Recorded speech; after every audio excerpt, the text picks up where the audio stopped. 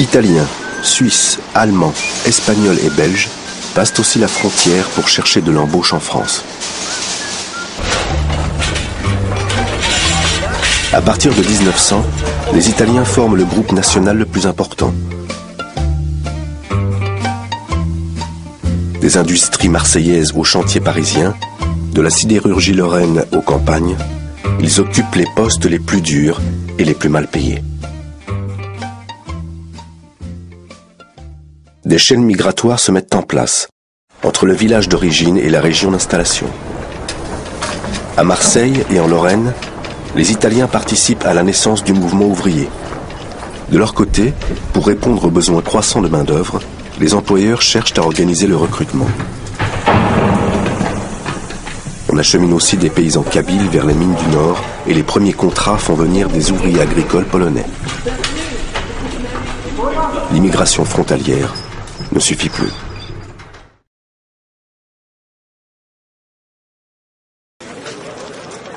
Mais en ces temps de nationalisme, les étrangers suscitent de violentes réactions xénophobes. Les ouvriers français les accusent de concurrence déloyale. La population voit en eux des ennemis de la patrie ou des sauvages porteurs de maladies. Les violences physiques sont fréquentes en milieu ouvrier. Les Italiens sont les plus visés.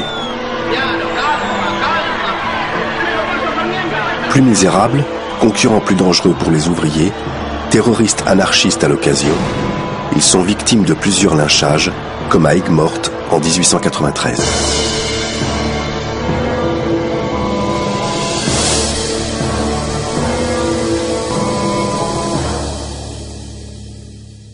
Pour calmer les tensions, l'État met en place des mesures destinées à réglementer et surveiller les étrangers.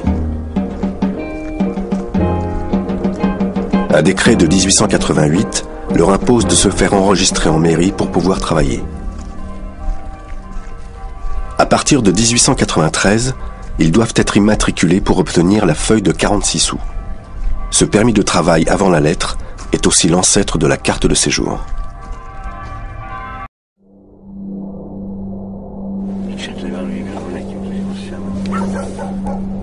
L'origine des immigrants et des immigrantes se diversifie. À côté des Italiens qui restent les plus nombreux, les Italiens impriment leur marque dans la Lorraine métallurgique. Le travail des Italiens et des Espagnols sauve les campagnes du sud-ouest de la désertification.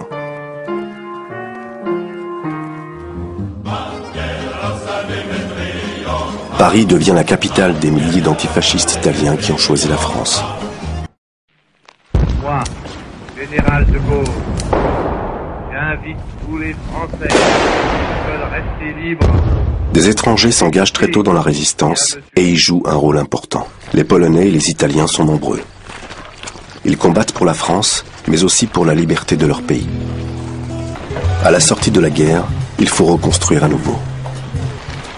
La France manque de main-d'œuvre. Avec les ordonnances de 1945 et la création de l'Office national de l'immigration, l'État prend en main la politique migratoire. Des accords sont signés avec des pays fournisseurs de main-d'œuvre. L'Italie, dès 1946,